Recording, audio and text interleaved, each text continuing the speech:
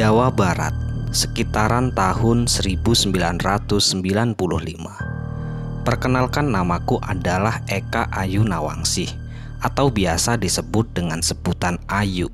Aku sejak bayi hanyalah dibesarkan oleh ibu di sebuah rumah yang hanya berdindingkan gedek bambu, beralaskan tanah dengan atap genting yang sudah tidak rapat lagi, bocor di mana-mana. Itu sudah biasa di desaku. Tak cuma rumahku yang seperti itu, masih banyak lagi rumah para tetanggaku yang kondisinya sama dengan rumahku. Aku sering bertanya kepada ibu tentang keberadaan ayah, tapi ibuku selalu menjawab bahwa bapak telah kawin lagi dengan seorang perempuan. Kata ibu, membesarkanku hanya seorang diri dan hidup di sebuah desa terpencil yang berada di sebuah lereng gunung yang berada di daerah Jawa Barat. Ibuku tidak punya siapapun kecuali aku, karena ibu adalah seorang anak yatim piatu. Rumah dan tanah yang kami tempati adalah peninggalan dari neneknya, ibu yang telah merawatnya dulu. Untuk makan sehari-hari, ibuku bekerja sebagai buruh tanam padi dan lainnya dengan upah yang sangat murah. Namun, masih bisa untuk makan kami berdua walaupun makan dengan seadanya. Ibuku seorang wanita cantik yang sangat suka berdandan dan sedikit genit. Tak jarang ibu dilabrak dan dimaki-maki oleh perempuan lain yang suaminya digoda ataupun tergoda oleh ibu. Walaupun hanya bekerja sebagai buruh menanam padi di sawah ataupun tandur, tapi ibu selalu berdandan cantik, beda denganku yang tak pernah ibu rawat. Ibu tak pernah mau memandikanku ataupun sekedar mendandandiku saat pergi sekolah. Jadi penampilanku memang paling buruk di antara teman-temanku. Rambutku yang acak-acakan hanya aku ikat pakai gelang karet jika berangkat sekolah. Jika karet gelang itu pun putus, maka rambutku pun akan mekar seperti halnya reok Ponorogo. Teman-temanku selalu mengusiliku di sekolah dengan memutus karet gelang yang mengikat rambutku. Lalu mereka segera mengendangiku aku dengan suara mulut atau dengan memukul-mukul meja, seolah-olah mereka sedang menggendangi dan mengiringi reok Ponorogo saja. Belum lagi ingusku yang selalu meler dan kadang hanya aku usap pakai lengan hingga membekas seperti kumis putih di sekitar hidungku.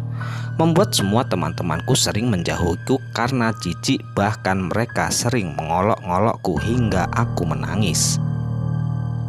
Sepulang buruh dari sawah orang, ibu selalu mandi dan dandan cantik lagi tanpa memperhatikanku.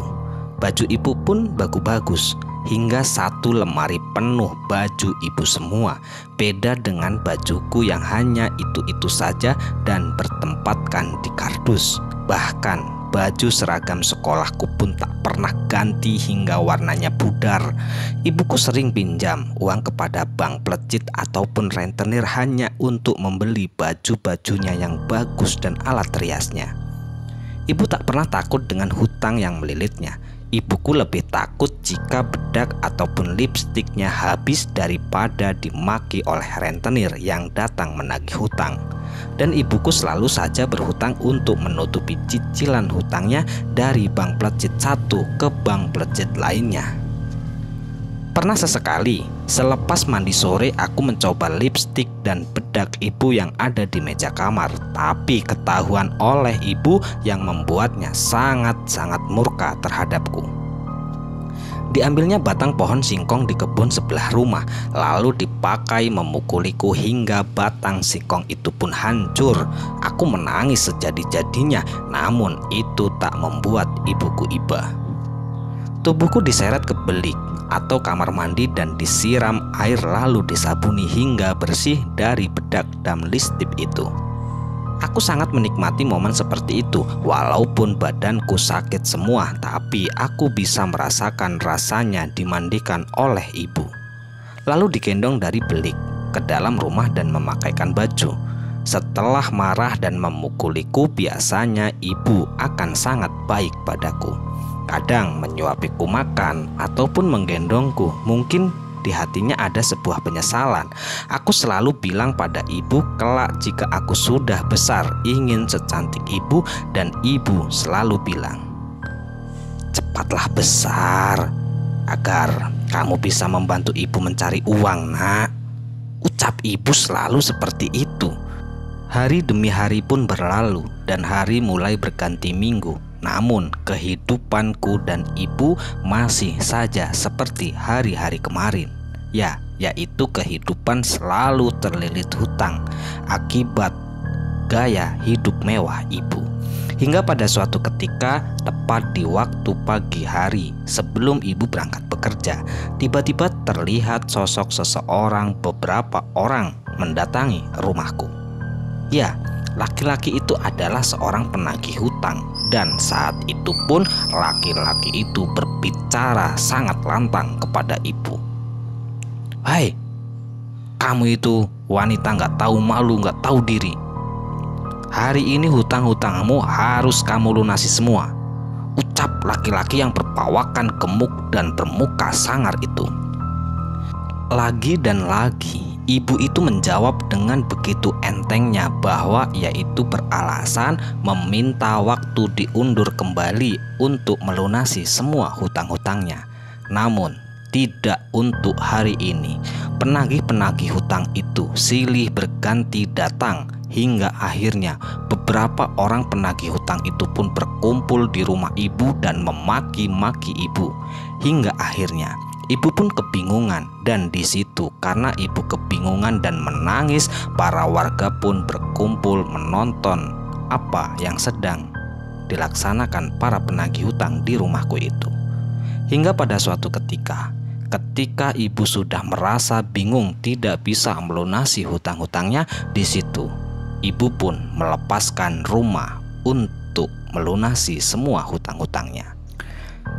Setelah kejadian itu, kejadian berupa rumah yang telah dilepaskan ibu untuk membayar semua hutang-hutang ibu.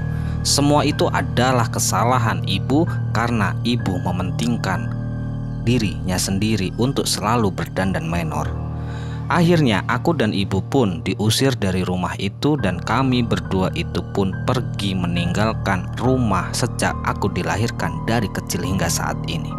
Aku merasa sangat sedih dan juga merasa sangat kasihan kepada ibu karena ketika berjalan kaki meninggalkan rumah ibu itu terlihat selalu menangis dan meneteskan air mata. Dan tak terasa langkah kaki ibu sambil menggendongku itu menuju ke sebuah jalanan beraspal. Tidak lama kemudian ibu pun menaiki sebuah angkutan umum, dan kurang lebih hampir 5 jam lamanya aku dan ibu berada di dalam angkutan umum itu sampailah di sebuah kota.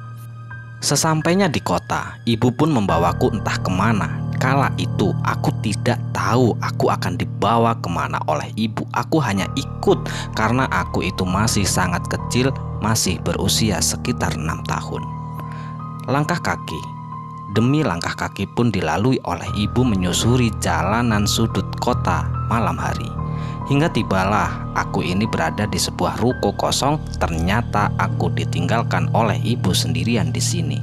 Kala itu aku ditinggalkan oleh ibu di ruko itu. Konon katanya ibu itu meninggalkanku untuk bekerja. Kurang lebih hampir 1 minggu lamanya aku selalu ditinggalkan oleh ibu. Namun ibu selalu balik di waktu malam hari membawa sebuah bungkusan nasi bungkus untuk aku makan. Aku pun selalu menangis ketika ditinggalkan ibu sendirian di ruko kosong itu. Selain menangis karena rasa takut, di mana aku takut ditinggalkan oleh ibu selama-lamanya sendirian. Hingga pada suatu ketika rasa penasaranku pun muncul. Aku ingin mengikuti ibu secara diam-diam. Mengikuti ibu secara diam-diam. Sebenarnya ibu itu bekerja apa? Hingga akhirnya waktu malam pun tiba, di mana ibu pun pulang membawa seperti biasa, yaitu sebungkus nasi untuk makan malam hariku. Setelah aku makan, ibu pun berpamitan kepadaku lalu bepergi lagi. Aku pun langsung mengikuti ibu secara diam-diam, dan ternyata ketika aku sudah sampai di mana ibu bekerja, betapa aku kaget. Ternyata ibu memasuki sebuah warung kopi kecil di mana banyak sekali orang-orang lelaki yang menggodanya. Di sini aku mulai tahu apa pekerjaan yang dilakukan oleh ibu setiap harinya. Hari demi hari pun berlalu hingga akhirnya aku pun benar-benar ditinggal sendirian oleh ibu. Aku tak tahu ibu itu pergi kemana sampai-sampai dia itu tidak kembali menjengukku. Di sini aku benar-benar bingung dan akhirnya aku pun hidup sebatang kara di sebuah kota. Aku berpindah-pindah untuk tidur. Kadang aku di sebuah ruko kosong dan kadang aku tidur di sebuah masjid. Dan di masjid itu ketika aku tidur ada sosok seseorang laki-laki yang sangat belas kasihan kepadaku. Di situ aku dirawat hingga besar, kurang lebih hampir 2 tahun aku tinggal di masjid itu bersama seorang kakek yang berusia sekitar 70 tahun. Setelah aku merasa sudah sedikit besar, aku pun bekerja seperti biasa, yaitu memungut rongsokan yang ada di kota itu. Secara tiba-tiba dan tidak sengaja aku itu melihat ibu keluar dari sebuah rumah makan. Karena aku melihat sosok ibu dan aku merindukan betapa kasih sayang ibu kepada anak walaupun ibu tidak pernah menyayangiku. Namun aku selalu mengingat bagaimana aku dulu dikebukin dan dimandikan terus disayang-sayang oleh ibu. Disitulah aku benar-benar merasakan momen aku dimanjakan oleh ibu. Aku pun langsung menghampiri ibu. Ternyata tanggapan ibu setelah aku sampai di hadapannya, ibu pun tak mengakui aku itu anaknya. "Mbak, ini anak siapa?" ucap laki-laki yang ada di samping ibu. "Ini mas, ini anak saya mas. Cuman dia itu kan ikut bapaknya. Aku sama bapaknya kan sudah pisah. Ya mungkin dia itu sama bapaknya nggak betah. Jadi cari saya, pengen ikut saya. Tapi aku ndak mau kalau dia itu ikut aku, takutnya mantan suamiku itu marah kepadaku mas," ucap ibu menutup-nutupi berbohong di hadapan laki-laki itu. Ya, laki-laki itu bernama Pak Rohim, di mana Pak Rohim itu adalah pacar baru ibu. Dan singkat cerita, setelah pertemuan aku dan ibu di sebuah rumah makan, aku pun merasa sakit hati dan benar-benar sangat sakit hati kepada ibu. Hingga akhirnya aku pun meninggalkan kota ini dan pergi mencari kehidupan baru di sebuah tempat. Dan akhirnya aku pun menemukan sebuah tempat yang sangat nyaman, yaitu sebuah pasar tradisional. Aku hidup di pasar itu, bekerja serabutan. Kadang aku itu membawa belanjaan para pembeli-pembeli pasar dan terkadang aku membantu para penjual yang ada di pasar. Hari demi hari pun berlalu. Hari mulai berganti minggu, minggu pun mulai berganti bulan, dan bulan pun mulai berganti tahun. Tak terasa aku di pasar itu sudah 5 tahun lamanya, dan aku sudah mulai beranjak dewasa. Sekarang aku sudah usia sekitar 14 tahun. Di usiaku yang ke-14 tahun, aku sudah mengenal sosok seorang laki-laki yang bernama Rahmat. Ya, Rahmat ini rumahnya tidak begitu jauh dari pasar. Setiap hari aku itu pasti melihat Rahmat karena aku ketika pulang ataupun sedang bermain bersama teman-teman sebayaku, pasti Rahmat sedang nongkrong di depan rumahnya. Hingga singkat cerita, Rahmat pun mengutarakan kepadaku bahwa ia itu ingin menikah denganku, alias aku menjadi istrinya. Aku pun sempat bingung permintaan dari Rahmat itu karena mengingat aku hanya hidup sebatang kara, tidak mempunyai siapa-siapa. Harapanku cuma satu, aku mempunyai keluarga yang utuh. Keluarga yang utuh, ya itu benar-benar harapanku. Aku tidak ingin menjadi seorang ibu seperti ibuku yang tidak bertanggung jawab kepadaku, yang membuangku sendirian di sebuah kota. Akhirnya pernikahan itu pun terjadi dan aku sah menjadi istri Rahmat. Hari demi hari pun berlalu, aku menjadi seorang istri dan ternyata kemalangan hidupku kembali terjadi setelah aku mempunyai anak 2, Rahmat. secara tiba-tiba berubah secara total setelah ibunya meninggal dunia, di mana pekerjaan sehari-hari Rahmat hanya bermain judi dan bermain wanita hingga tidak menghiraukan kewajibannya sebagai kepala keluarga. Aku pun sangat bingung di mana anakku belum makan, anakku itu membutuhkan susu dan membutuhkan jajan, sedangkan bapaknya itu tidak pernah memberikan sepeser pun uang kepada anak-anaknya. Akhirnya aku pun memutuskan untuk berjualan keliling demi sang buah hati agar bertahan hidup. Hari demi hari pun aku lalui dengan cara berkeliling. Aku pun selalu membawa kedua anakku karena kedua anakku masih kecil-kecil, di mana anak yang pertama yang bernama Galuh itu masih berusia 3 tahun dan anak yang paling kecil yang bernama Dewi, ia masih sangat kecil berusia 1 tahun. Setiap harinya ketika aku berjualan keliling membawa sebuah gorengan di sebuah nampan, aku selalu membawa kedua anakku. Hingga akhirnya aku pun bertemu dengan sosok seorang laki-laki parubaya yang berusia sekitar 56 tahun. Ya, laki-laki itu bernama Pak Dikito. Pak Dikito itu adalah seseorang yang sangat kaya raya, di mana dia itu mempunyai banyak sekali usaha. Salah satu usahanya yaitu berjualan emas di toko di pasar tradisional di mana aku dulu bertahan hidup.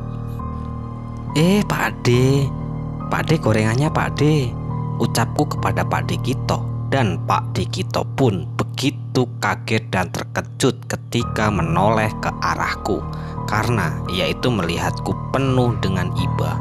Ya Allah, ini kamu Nawang, ucap Pak Dikito. Iya Pak De, ini aku Nawang Pak De. Ya Allah, nduk, kamu kok sekarang malah jualan keliling kayak gini? Lah kamu itu udah nikah apa belum? Sopo suamimu? Kok sampai-sampai kamu kayak gini Tonduk? Ucap Pak Dikito kepadaku. Iya Pak De, suamiku Rahmat Pak De. Walah, kamu itu mbok yo kalau mau bojo itu loh Nduk. Mbok yo ngasih tahu Pak De, Rahmat itu loh bujang lontang-lantung, gak guna, pengangguran, suka judi, suka main wanita. Kamu kok ya mau? Kalau dulu kamu itu ngomong dulu sama Pak D, nggak boleh kamu nikah sama Rahmat. Makanya kamu itu ngomong dulu Nduk. Ya Allah Nduk, ayo Nduk ikut ke rumah, istirahat dulu di rumah. Kasihan aku lihat anakmu, ayo, ucap Pak Dikito sembari menuntun Galuh anak pertamaku. Sesampainya aku di rumah Pak Dikito, aku pun diperlakukan sangat-sangat baik kepada Pak Dikito. Disuguhkan makanan yang enak-enak, diberi baju bagus untuk anak-anakku semua. Aku sangat merasa senang dan merasa sangat bersyukur bertemu dengan orang sebaik Pak Dikito. Disinilah Pak Dikito itu berbincang-bincang bersamaku. Nduk, kamu itu loh kok kasihan banget sih Nduk. Ya Allah, aku ngendak tega lihat kamu itu Nduk. Kamu loh sudah dibuang sama ibumu, kamu harus hidup sendirian. Sekarang kamu nikah sama Rahmat, malah Rahmat kayak gitu. Kamu apa ndak bosen Nduk hidup kayak gini? Kamu mau ndak Pak De ajarin biar jadi orang kaya? Ucap Pak Dikito yang memberi nasihat kepadaku. Beliau akan mempelajariku tentang masalah mencari uang agar menjadi orang kaya raya. Yo mau toh Pak De, aku pengen berubah biar anak-anakku bisa sekolah dengan layak, bisa memberikan jajan yang enak Pak De. Tapi kan aku ndak tahu caranya Pak De. Gimana caranya cari duit yang banyak kayak Pak De?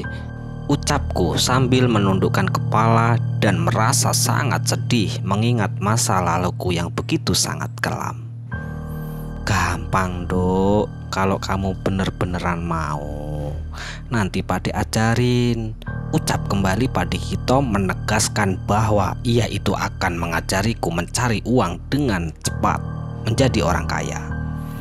Tidak lama kemudian, setelah perbincangan antara aku dengan Pak Dikito, aku pun setuju mengikuti jejak Pak Dikito.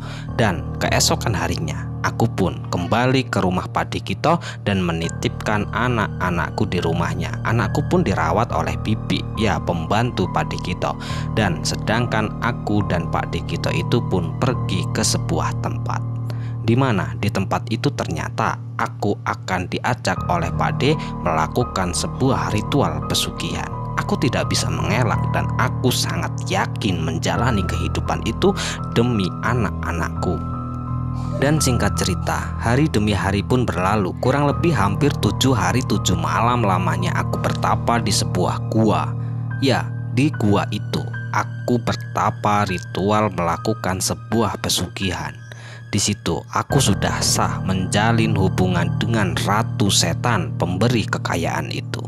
Setelah selesai, aku pun kembali dijemput oleh Pak D dan dibawa ke rumah sang dukun alias juru kunci yang mengantarkanku di gua itu.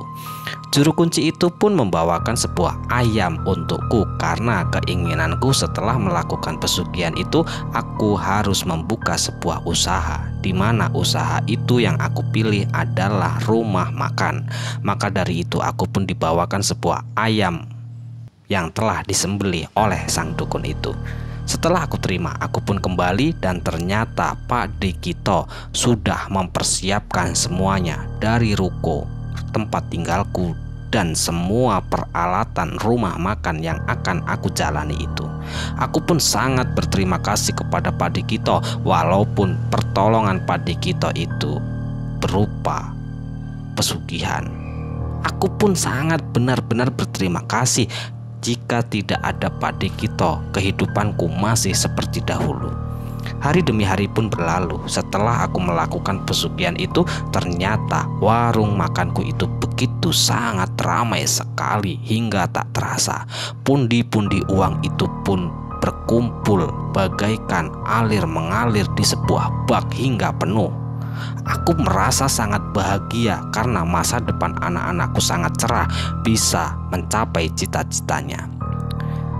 Dan singkat cerita, hari demi hari pun berlalu. Tak terasa 1 tahun sudah Ayu itu menjalani sebuah pesugihan, di mana dia itu sekarang sudah menjadi orang yang sangat kaya.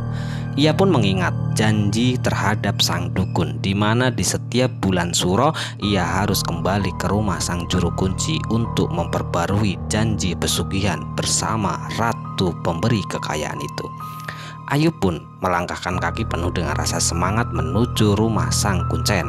Sesampainya di rumah sang kuncen itu pun membawa Ayu ke belakang rumah, di mana di belakang rumah banyak sekali ayam, bebek, dan ternak-ternak lainnya. Di situ aku diminta memilih oleh sang juru kunci itu salah satu di antara ayam 3. Aku pun bingung memilih yang mana. Akhirnya aku pun memilih ayam betina yang sudah tua.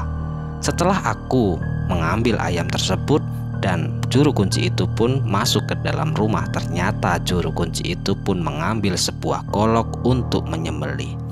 Dan singkat cerita, ayam itu pun aku sembelih, dan di situ sang juru kunci mengatakan ayam ini harus dibawa pulang kembali seperti dahulu, yaitu ayam itu harus dimasak bersama daganganku. Aku pun mengiyakan, lalu aku pun pulang ke rumah. Dan tidak lama sesampainya aku di rumah, keesokan harinya aku ketika jualan ayam itu pun aku jual seperti zaman-zaman dahulu, seperti awal aku melakukan pesugihan. Karena mengingat aku ini sudah mempunyai banyak sekali uang, aku ingin memamerkan kepada sang ibu. Karena aku tahu ibu itu tinggal di mana. Kala itu tidak sengaja ketika aku berjualan gorengan, aku melihat ibu sedang menyapu di halaman rumah. Di situ aku ingat di mana rumah sang ibu. Hari demi hari pun berlalu dan sampailah hari diinginkan oleh Ayu, di mana dia itu menginginkan silaturahmi ke rumah ibu dengan tujuan memamerkan keberhasilannya. Ayu melangkahkan kaki membawa kedua orang anaknya serta membawa masakan yang ia jual di rumah makannya. Sesampainya di halaman rumah, Ayu begitu sangat terkejut melihat banyak sekali orang yang sedang duduk di halaman rumah, di mana di halaman rumah ibu itu seperti melakukan ataupun melaksanakan sebuah acara pernikahan. Aku merasa sangat heran apa yang sedang dilakukan oleh ibu. Pesta apa sebenarnya? Aku pun melangkahkan kaki. Sedikit demi sedikit langkah kakiku mulai mendekati rumah ibu. Sesampainya aku di mulut pintu rumah ibu, sosok seorang laki-laki itu keluar dan menyapaku. Maaf mbak, mbak cari siapa? Ucap bapak-bapak itu. Maaf pak, aku mau mencari Bu Sri. Kok tahu Bu Sri? Emang kamu siapa, Nduk? Ucap bapak itu kembali penuh dengan rasa penasaran menanyai tentang asal-usulku. Ini loh pak, punten, bapak masih ingat enggak? Dulu waktu bapak sama ibu itu keluar dari rumah makan, ada anak kecil yang menghampiri bapak dan ibu mengatakan aku itu anaknya. Di situ laki-laki itu pun mendengarkan seksama penyampaianku, dan di situ laki-laki itu pun terdiam sejenak mengingat kejadian di masa lalu. Setelah bapak itu mengingat apa yang telah dia lakukan di waktu dulu, benar-benar dia itu terkejut dan menangis di hadapanku. Lalu Pak Rohim pun meminta maaf atas kejadian-kejadian yang dilakukan olehnya bersama Bu Sri di masa-masa lalu terhadapku. Aku pun memaafkan apa yang diperbuat oleh Pak Rohim di kala itu. Pak Rohim pun menceritakan bahwa Bu Sri ataupun ibuku telah meninggal di waktu pagi hari tadi, di mana di waktu pagi hari setelah Pak Rohim itu bekerja di sekitar jam 10 pagi, ternyata Bu Sri tiba-tiba napasnya berhenti dan merasa sakit di bagian leher. Dan tidak lama kemudian, karena tidak ada satupun orang yang mengetahui di rumah kejadian itu, akhirnya Bu Sri pun meninggal dunia. Aku pun mendengarkan apa yang diutarakan oleh Pak Rohim itu merasa sangat sedih sekali. Rasa sedih yang aku rasakan dan tidak terasa air mataku pun mulai membasahi pipiku. Walaupun sejahat apapun ibu yang membuangku dengan tega di sebuah kota, aku masih mengingat kasih sayang ibu yang membesarkanku. Benar-benar aku merasa kehilangan dan ingin ibu kembali.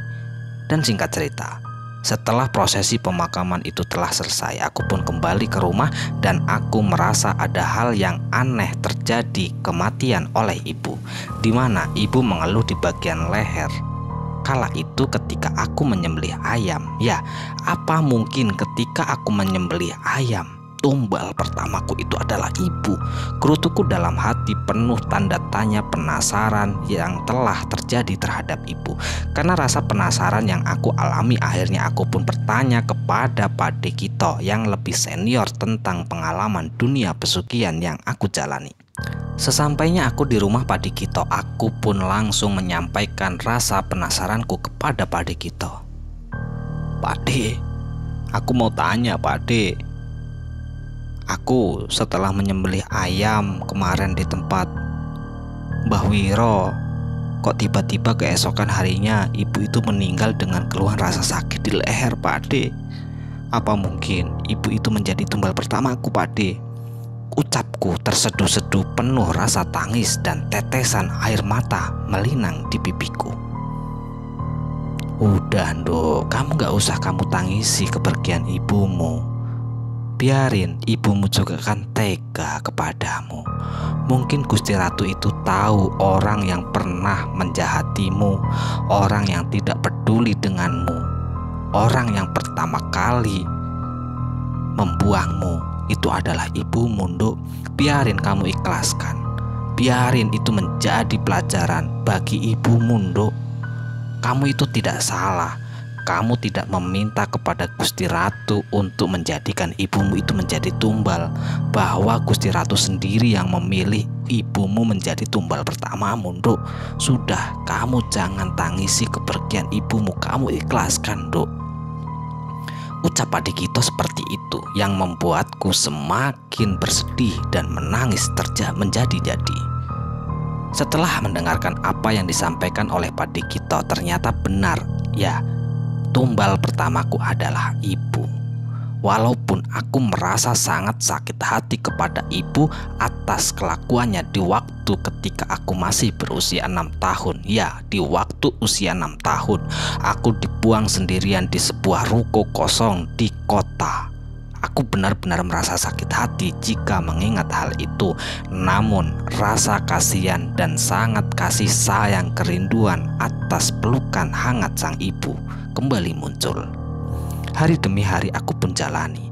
Aku setiap 1 minggu sekali, tepat di waktu hari Jumat, pasti aku bertakziah ke makam ibu untuk mendoakan ibu agar diterima semua kesalahan dan dosa-dosa ibu pun diampuni dan ditempatkan di surganya. Dan tak lupa, ibu pun memaafkan segala dosa-dosaku yang telah membuat ibu mati menjadi tumbal pertamaku. Selesai. Ya, semoga cerita ini bisa menghibur ya, dan yang kami harapkan sih cerita ini bisa bermanfaat. Dan kami ucapkan mohon maaf yang sebesar-besarnya jika ada kata-kata yang salah yang kami sampaikan di dalam cerita. Dan kami ucapkan terima kasih banyak kepada teman-teman semua yang telah mendukung kami. Semoga amal kebaikan teman-teman dibalas oleh Allah Subhanahu wa Ta'ala berupa hal-hal yang lebih baik lagi dalam kehidupan kita semua. Amin, amin ya robbal alamin. Dan untuk teman-teman dimanapun berada yang sedang sakit, semoga diberi kesembuhan. Yang sedang mengalami kesulitan, semoga diberi kelancaran dalam segala hal. Amin, amin ya robbal alamin. Dan tak lupa, semoga dari cerita ini kita bisa mengambil sebuah pelajaran ya, tentang sebuah kehidupan keluarga kecil di mana ternyata ibunya itu tidak bertanggung jawab membuang anaknya gitu loh. Entah karena memang faktor apa, yang jelas kurang paham ya. Kebenarannya itu yang tahu hanyalah keluarganya sendiri.